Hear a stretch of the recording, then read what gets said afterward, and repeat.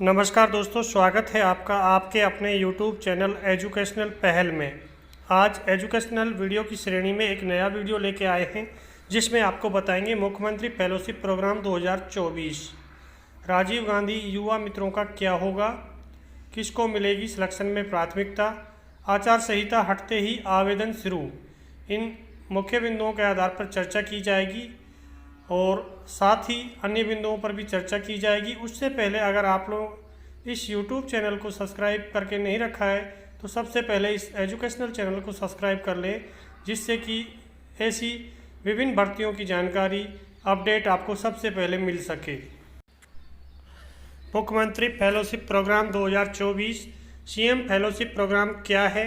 यह उत्तर प्रदेश सरकार की तर्ज पर एक इंटर्नशिप प्रोग्राम है जिसमें सरकार की योजनाओं का प्रचार प्रसार किया जाता है। यानी कि इससे पहले यह programme CM fellowship programme Uttar Pradesh में संचालित था और वर्तमान में संचालित है। ये लोग अपने सरकार की और राज्य सरकार की विभिन्न योजनाओं का प्रचार प्रसार करते हैं, जनता तक उनकी जानकारी पहुंचाते हैं, साथ ही जनता को उन योजनाओं का लाभ दिलाते हैं जो सरकार ने चला रखे हैं। इससे सरकार की योजनाओं का प्रचार प्रसार होता है। जिस प्रकार से राजस्थान में राजीव गांधी युवा मित्र कार्य कर रहे थे, सेम उसी तरीके से मुख्यमंत्री फेलोशिप प्रोग्राम के कैंडिडेट कार्य कर रहे हैं और सेम योजना सेम है, बट नाम में परिवर्तन किया गया है थोड़ा। और CM फेलोशिप योजना भी ही राजीव गांधी युवा मित्र की तरह तर्ज पर कार्य कर रही है। किस भर्ती को CM फेलोशिप योजना में परिवर्तित किया गया है? पूर्व प्रचलित राजीव गांधी युवा मित्र इंटर्नशिप प्रोग्राम को CM फेलोशिप योजना में परिवर्तित किया गया है। यानी कि जो पूर्व में कांग्रेस सरकार ने राजीव गांधी युवा मित्र प्रोग्राम के नाम से एक कैंडिडेटों को संविदा बेस पर नियुक्त किया था, सेम वही भर्ती है और उस भर्ती का नाम परिवर्तित करके CM फेलोशिप योजना यानी मुख्यमंत्री फेलोशिप प्रोग्राम के नाम से राजस्थान में संचालित करने जा रही है, जिसका फॉर्म फिलिंग की जो प्रक्रिया है जैसे ही आचार संहिता हटेगी तुरंत प्रभाव से स्टार्ट कर दी जाएगी। CM फेलोशिप योजना में पदों की संख्या कितनी होगी? CM फेलोशिप प्रोग्राम में पदों की संख्या लगभग 8000 होगी, जिसमें महिला एवं पुरुष दोनों आवेदन कर सकते हैं। यानी कि पदों की जो संभावना है वो समथिंग 8000 के आसपास बताई जा रही है, जिसमें महिला और पुरुष दोनों कैंडिडेट आवेदन कर सकते हैं। और ये पदों की संख्या बहुत भारी है। आपको अपना जो भी कैंडिडेट है, जो भी इस भर्ती के लिए पात्र हैं, वो अपना फॉर्म फिलअप कर दें। अच्छी खासी जॉब है।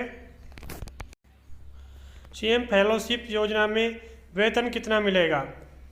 इसमें आपको 18,000 रुपये पर मंथ, साथ ही आपको 5,000 रुपये अन्य खर्चों के लिए जैसे कि नेट रिचार्ज के लिए, या जो आपकी बाइक वगैरह से आप जाओगे तो फील्ड में जाने के लिए पेट्रोल या अन्य खर्चे के लिए 5,000 रुपये दिए जाएंगे। टोटल मिलाकर आपको 23,000 रुपये मासिक सैलरी मिलेगी, जो एक अच्छी खासी सैलरी है। इससे पहले राजीव गांधी युवा मित्र भर्ती के तहत जो आपको सैलरी मिल रही थी 15,000 रुपये आपको मासिक दिया जा रहा था, साथ ही 2,500 रुपये आपको अन्य खर्चों के लिए दिया जा रहा था और टोटल मिलाकर आपको 17,500 रुपये उस सरकार के टाइम में आपको मिल रहे थे राजीव गांधी युवा मित्र भर्ती में। और अब आपको इस भर्ती में 18,000 प्लस 5,000 अन्य खर्चों के टोटल आपको 23,000 रुपये की सैलरी प्रदान की जाएगी, जो एक अच्छी खासी सैलरी है। इसमें आयु सीमा क्या रखी गई है? इसमें न्यूनतम आयु सीमा 21 वर्ष व अधिकतम 35 वर्ष आयु सीमा रखी गई है, जबकि राजीव गांधी युवा मित्र भर्ती में अधिकतम आयु सीमा 40 वर्ष रखी गई थी। यानी कि जो अधिकतम आयु सीमा है उसमें परिवर्तन किया गया है, उसमें 5 वर्ष आयु सीमा को घटाकर 35 वर्ष कर दिया गया है। इसमें सरकार का कहना है कि जिससे कि अधिक से अधिक युवाओं को इस भर्ती में अवसर मिल सके, इसलिए आयु सीमा में परिवर्तन किया गया है, जिसमें 40 वर्ष से घटाकर 35 वर्ष मैक्सिमम आयु सीमा कर दी गई है। इसमें शैक्षिक योग्यता क्या रखी गई है? इसमें शैक्षिक योग्यता स्नातक 60% अंकों के साथ रखी गई है, जबकि राजीव गांधी युवा मित्र भर्ती में 12वीं पास रखी गई थी, जो कि इस शैक्षिक योग्यता में परिवर्तन से ज़्यादातर राजीव गांधी युवा मित्र इस भर्ती से बाहर होते नज़र आ रहे हैं, क्योंकि उन लोगों ने जब ज्वाइनिंग ली थी तो वो 12th बेस पे ली थी, और अब इसमें जो क्वालिफ़िकेशन रखी गई है, ग्रेजुएशन रखी गई है, और ग्रेजुएशन में भी 60% रखी गई है। ग्रेजुएशन में 60% मात्र 10% कैंडिडेटों की ही हो पाती है, क्योंकि ग्रेजुएशन में 60% हर एक कैंडिडेट नहीं बना पाता है। इसलिए इस भर्ती में जो पूर्व यानी ऑल राजीव गांधी युवा मित्र कार्य कर रहे थे वो बाहर होते नज़र आ रहे हैं, क्योंकि उनके पास पहले से 12वीं पास के आधार पर वो सेलेक्ट थे, और इसमें ग्रेजुएशन कर दी गई है, और वो भी 60% अंकों के साथ। अब इससे स्पष्ट होता है कि अगर सरकार ओल्ड प्रेरकों को छूट देती है कि उनको 12वीं बेस पर इसमें रख लेती है तो उनको फ़ायदा होगा, बट उनको इसमें नुकसान होता नज़र आ रहा है। चयन किस प्रकार होगा? इसमें कैंडिडेट का चयन सर्वप्रथम ऑफिशियल साइट पे फॉर्म भरवाए जाएंगे। फॉर्म भरवाने के बाद जो शॉर्टलिस्ट फॉर्म होंगे उन फॉर्मों को इंटरव्यू के लिए बुलाया जाएगा। फॉर्मों के आधार पर कैंडिडेट को इंटरव्यू डेट के माध्यम से ब्लॉक वाइज कैंडिडेटों को इंटरव्यू के लिए बुलाया जाएगा। जो साक्षात्कार यानी इंटरव्यू होंगे वो जयपुर होंगे, और इंटरव्यू में सिलेक्टेड कैंडिडेटों को ट्रेनिंग के लिए बुलाया जाएगा। ट्रेनिंग के बाद आपका ज्वाइनिंग इसमें आपको मिल जाएगी। और आपको डॉक्यूमेंट वेरिफिकेशन की बता दें, इंटरव्यू के समय ही, साक्षात्कार के समय ही आपके डॉक्यूमेंट वेरिफिकेशन कर लिए जाएंगे, क्योंकि आपको उस समय अपने ओरिजिनल डॉक्यूमेंट और उसकी फ़ोटोकॉपी के साथ जाना होगा। कार्य क्षेत्र जॉब लोकेशन क्या होगा?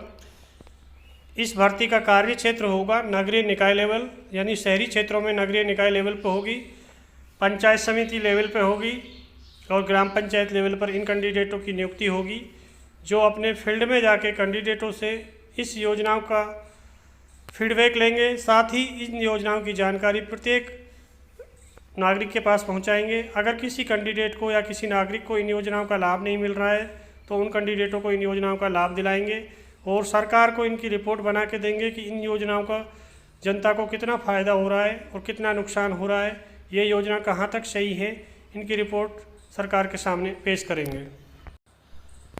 जॉब किस प्रकार की होगी?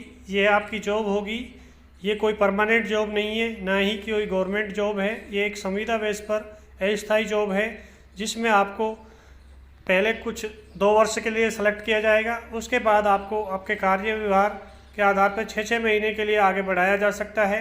ये सब सरकार पे डिपेंड करेगा, विभाग पे डिपेंड करेगा। क्या इसमें राजीव गांधी युवा मित्रों को प्राथमिकता मिलेगी? ये मेन मुद्दा है इस वीडियो को बनाने के पीछे। इसका पता ऑफिशियल नोटिफिकेशन आने के बाद चलेगा, बट अभी की स्थिति के आधार पर यह स्पष्ट हो रहा है कि इसमें राजीव गांधी युवा मित्रों को इससे बाहर होते नज़र आ रहे हैं, क्योंकि इसमें जो उन्होंने क्राइटेरिया रखा गया है एजुकेशनल क्वालिफ़िकेशन का और एज क्राइटेरिया रखा गया है, दोनों से राजीव गांधी युवा मित्र बाहर होते नज़र आ रहे हैं। क्योंकि जो राजीव गांधी युवा मित्र इसमें कार्य कर रहे हैं वो 40 वर्ष मैक्सिमम एज के आधार पर लगे थे। ज़्यादातर कैंडिडेट ओवर एज होने वाले हैं। साथ ही और वो कैंडिडेट इस भर्ती में जो राजीव गांधी युवा मित्र भर्ती में लगे थे वो 12वीं बेस पे लगे थे, और इस भर्ती में जो एजुकेशनल क्वालिफ़िकेशन का क्राइटेरिया रखा गया है वो ग्रेजुएशन रखा गया है। ग्रेजुएशन में भी 60% रखे गए हैं। इसलिए ज़्यादातर राजीव गांधी युवा मित्रों को इस भर्ती से बाहर होते नज़र आ रहे हैं। इसलिए सरकार इसका जो ऑफिशियल नोटिफिकेशन जारी करेगी उससे स्पष्ट होगा कि राजीव गांधी युवा मित्रों को एज क्राइटेरिया या एजुकेशनल क्वालिफ़िकेशन का जो क्राइटेरिया रखा गया है उससे बाहर रखा जाए तो उनको फ़ायदा है। अगर उनको ये एज क्राइटेरिया और क्वालिफ़िकेशन क्राइटेरिया रखा जाता है तो वो इस भर्ती प्रक्रिया से सीधे बाहर है। वीडियो को देखने के लिए धन्यवाद। वीडियो को लाइक करें, शेयर करें और इस एजुकेशनल चैनल को सब्सक्राइब करें, जिससे कि ऐसी एजुकेशनल अपडेट आपको सबसे पहले मिल सके। धन्यवाद।